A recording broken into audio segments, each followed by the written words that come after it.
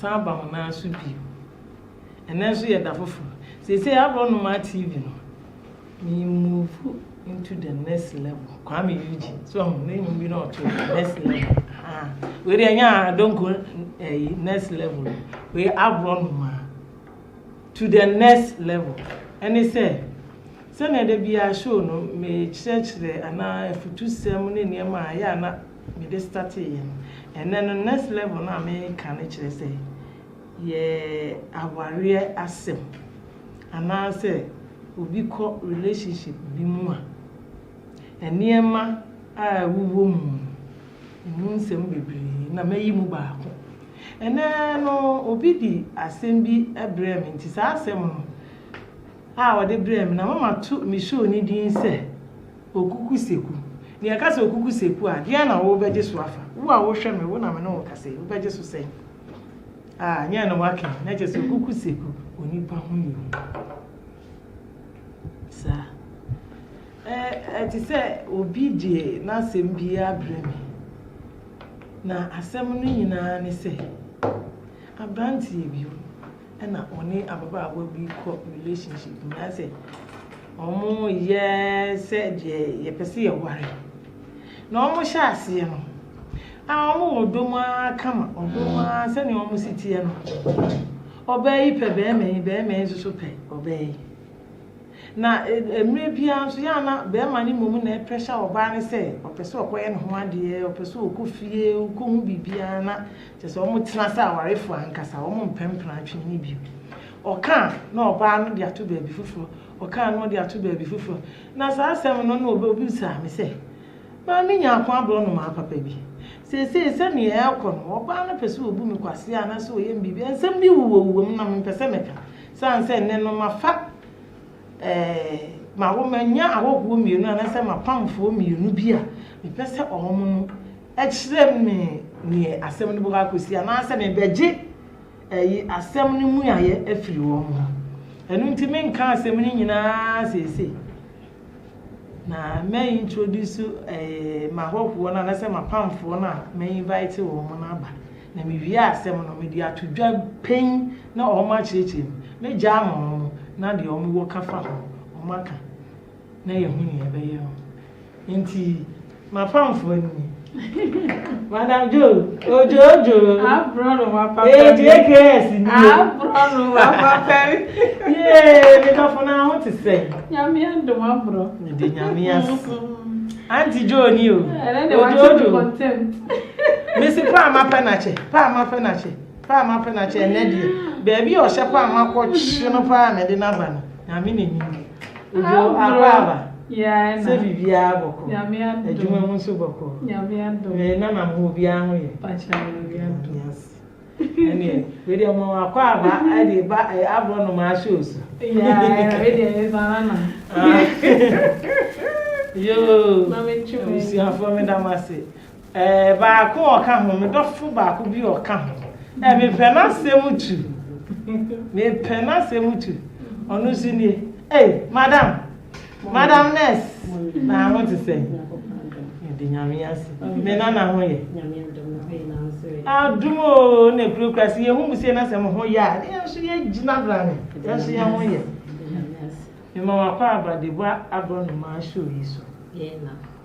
senya me di kan ye no abranti emi de nkomo abetu me na nkomo no so me hwa me nko ani meeting na o se me frɛ mo de je se mawo nurse ni wom ana business woman so wom nti mo de mbo mu asɛm no pu masigre ani nti na man invite mo ha nti mo ba ya me san wo makwa ababio na ndamase ahwefo ma wo ko amenya wo asɛm ni pote pa ne se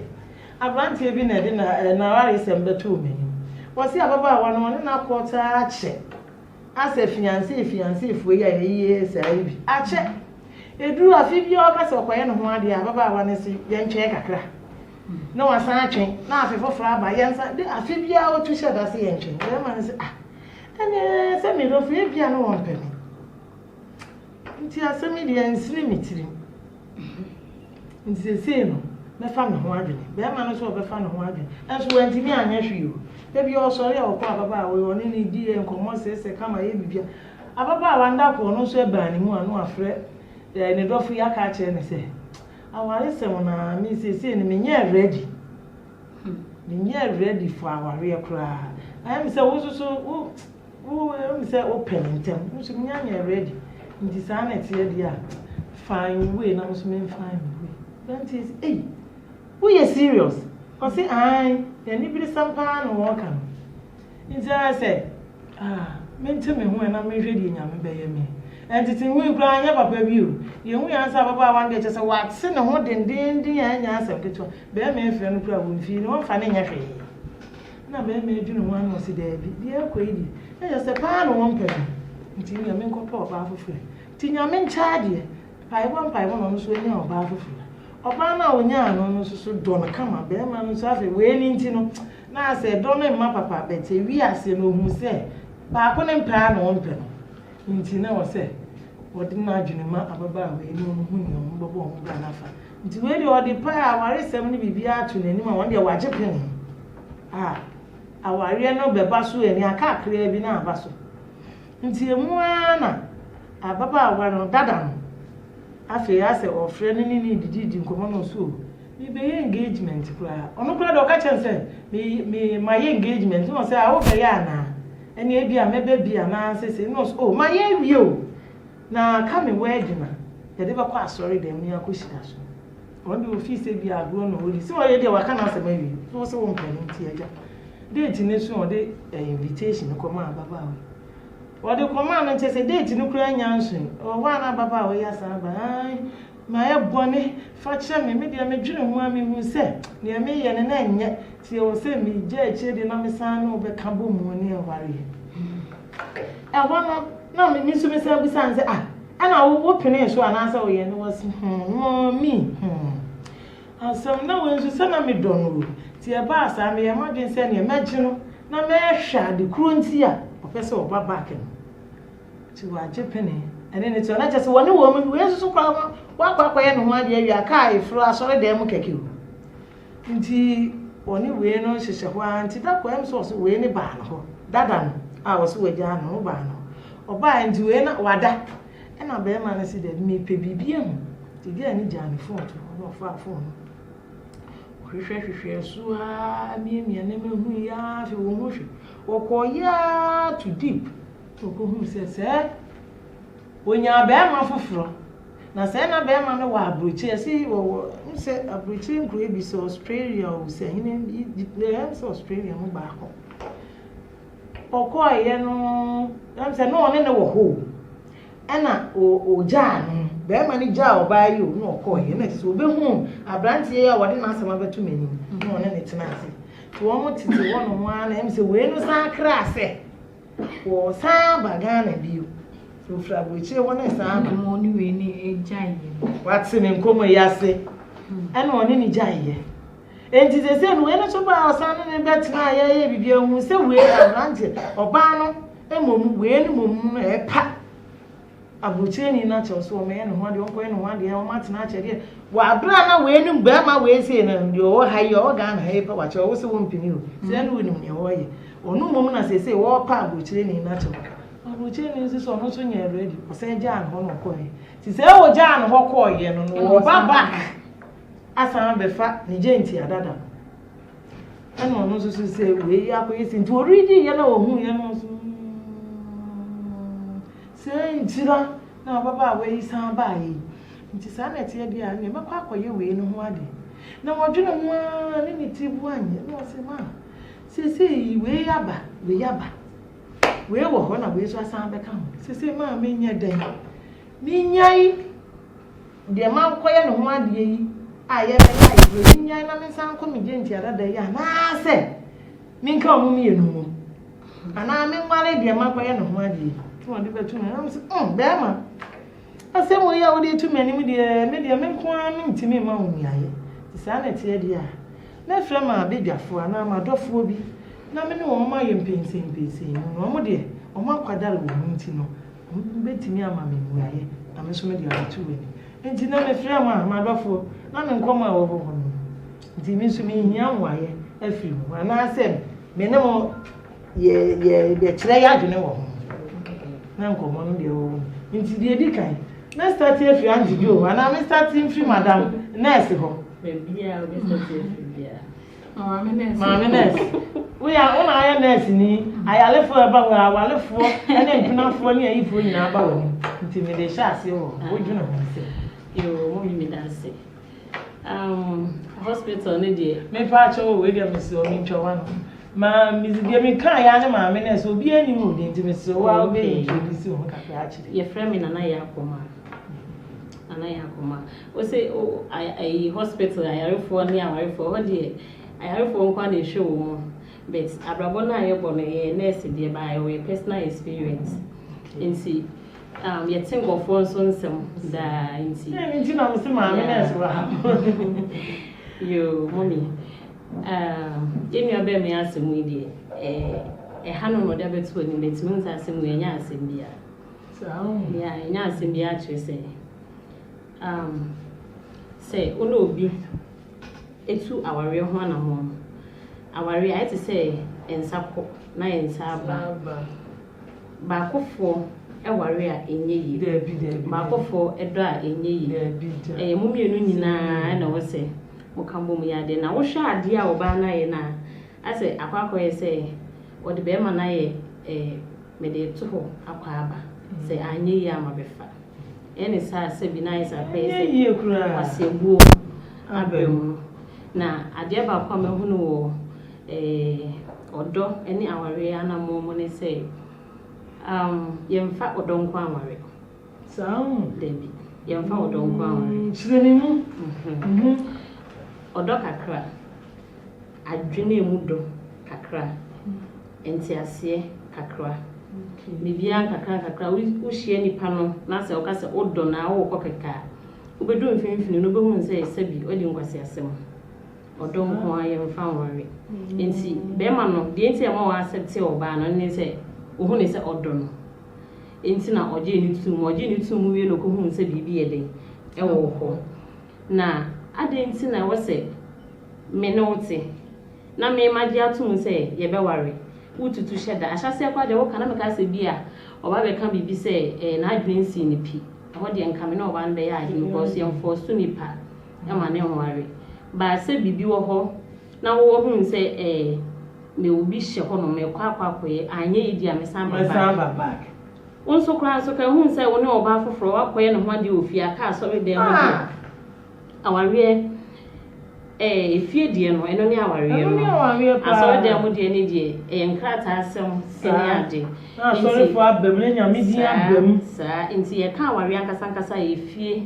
die na wakwakoye oba ne ho ade no nti se be ma no aware se Ghana amamre mu no ade ba kwa minimu ne se okoye aso de mu die na sa aban sabe mu die a eno die ontimi ware bi nka na yere no so o hwe no betimi de oba ba ko no bone ya che no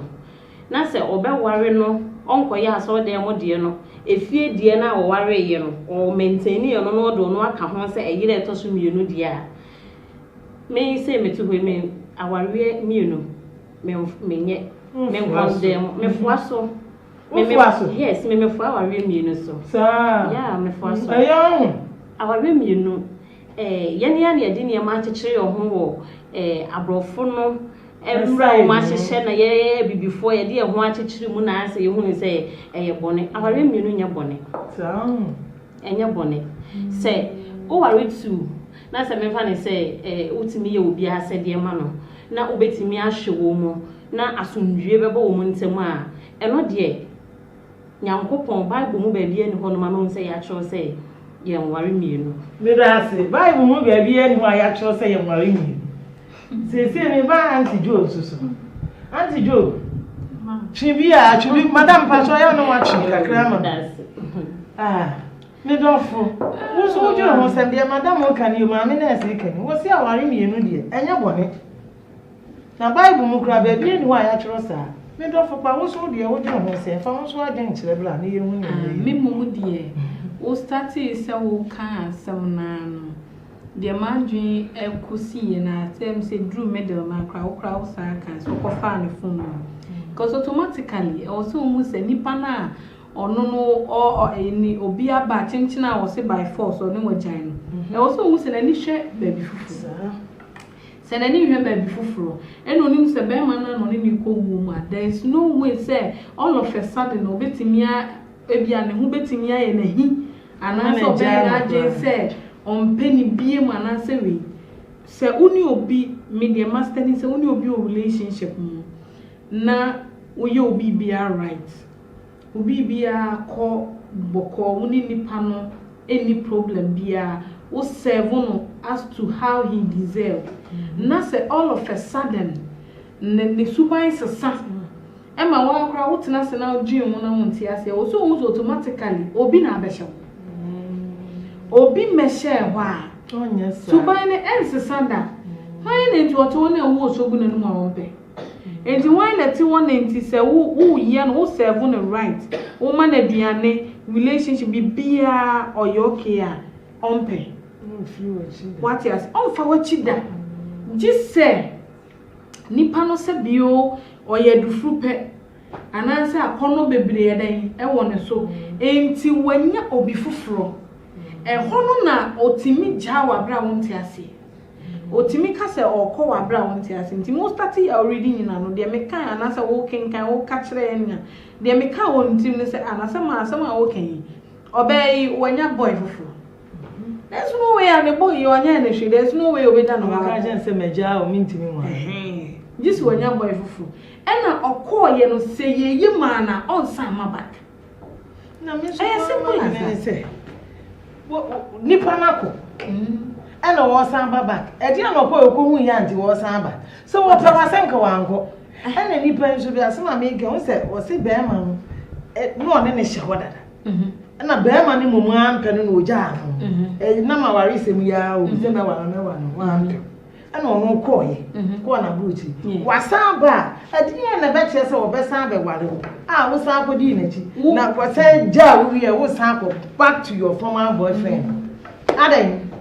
ma mistake bi sa no mistake bebraye man ye wa bra ye tin ye wo ex boyfriend bia na ye ne nina na te Ghana na ex boyfriend no o shey ya Mane me nana no wo go be bia o pese odi wachi mane mata a wonya hwe we hands with mane mra anya hwe so ne ne bai enti wa ba no waja no ba bia o so won ti ase nana gina mu bia why yeah na ye mistake ada bia ye ne say ye ex boyfriends na ebia ye wo no ebia bibinti na say ex no ne ye jai ba ye koshia ex na ne ya sa abedon even though ye wo obi fufuro no wo si asa ase ye say sware ba ya na gusa se obesa ye papa wo so obesa ye dian yo what is ya sem e mistake ama bebire no e ya na ye ya yehu e wo so gusa wo se dia enti na first one wo di ja me ho na akra wo se put off ni kwan kra se sa ex no ma ne chance bi mu ba ye so yehu ne sa as yehu na bia wo fra brochira benzine ena nkan be kan sa na wo fra brochira benti wonim se wo di bibi foforo sonkun bi aba na se de ena me wa se ja wo koyi afena wo san kwa ayi dada ho bio medie asem na hwehwe maso me nkoa medie nka me say wo madam wadene ya osen yo say won san kwa no ho ana se wonya na se de wadene ya osen me no de oba ne ye no ekwan bia so no wanya de because odi bema ba akona kuma edi agro ba me kasa no face no me ka sembi bema no enhana anka won fa asem meto abedwafo ani that means open enu ntia bema nso ba bia ope no ana nipa bia ba bia ope no opa fa ne ko hye he fa wo be pia obesa ba o so wote ase wo be ko na awarie no ba ko na ope ne ho ade no aye basa e wo mu se nua ba ko no wanya ade nenso experience a me hu na abrabo mu se me fa ne se wo no obi te na se break up bi ba ne nipa no ko so bi o ba bi hwe ba etwe no so san ba ba ka overlook awarie no ana say relationship no because wakohu say say dia na mete ho no na eyo say dia me ko yes enti won so obeba na niam bi kura sesa e ho no be ma no ka se da no mada on sorry na wa sorry o se suban die suban se oba no se oni suban e na saa na ode na mo dia okoba ko obesa ye na be ma no so emre se o ma na ni da ho na o hye oba ni ye hu se ya mpa se wonu ne ho na waba wabare oba no e ba ko no ne ho ade onyam ko ye de emra be chekere no enti oh yeah na so wache no yes what is you betimi aware o mu yes say na say de me wa ye me ho ade a na sa akofa wo de na ba na sa age pene de mi oba ba kono pra mi bi efi aware me say efi aware me fa ne say de friend say engagement no uba tete amamre mu aye ma memo ye nanamo ebi mo ware mi ensa ne nan ba o hu nyina no mutimi tena aso ndwo that was then but bibia ne ho asesa wo wiase enipa na asesa enti sa wo hwe na se emra na be chechire no se so ode ba ko ne de ne court ko sensan a eno de ontimi ware bi nka no ba se fie de no se wa ware no so hwe no do we no na se one ne yire panyin be ka ho asem se oba sei ne siye we ya ba me hwe se ne misi bi do no enya de se metime agya ama na ko me so me pese me ye obone enti pene so na menya ne ho ade nka ho na ne me ware mu mienu nyina na so egere panyin ne be pene dia me de me fo aso madam ne ware wan ware anti so do ne ho dia ma mi momu de nyame ani me be ma ne ni kwan se o masa oba no kra chance ma ne ba the fact say oja no ho ekoye because no wo be ma fufu na okoye anye ya ama no na wo se ba edie na guarantee se o sa ne wotena wo be ma na sa be bie mu a o se nya o sanko obeja ko waye bi dwen na anti jo me ka se o fa na ni so for David na on study ni ye nhwe se oba no wonu ne ho ampa pa e na waba na se bibinti e na waba me da mu nyina ma se abeja ayi ahwefo se nwate me ma abedwafo aka na me dia me madwene ene se me boni nyina atofo madwene se oba no ompe wunti no ja ho koyi na okoye nso se yeye ma na ko onsa ma back bu enti me dia me susu ye nyina ne se be ma ne mfa ne ho adwene we waye ne ho ade woni ne tena nso nyasa woni ne tena be 1 month pe na akoye ne ho ade wa steady nkakra wa mu ne suban enti se me wo fi se e ho ne be boa wa me dia kam susu se won tena de waye ne ho ade na ho fi se de oba foforo no ebia se wo so wa hwe o be hwe se obe san age no abrocheni ni samba segim no de yi ne dales ne niema spray ne niema san be honya no obesa agodi nachi ebia no san ne wo nka hwe nchiro mi tu kwan mi yese no okohye ho nyinse be ba obesa de aso ebi kra na nya wa nti me de madwene ne se onware de waye no ho ade no enu mum na be bua san se ebesi uso a enke ye hye wo ma nti ma bedwafo me da wase madam nyame nhira anti jo nyame nhira nana nyame nhira so be ja ma wate yo ni adofo ya da mu nyina ase ne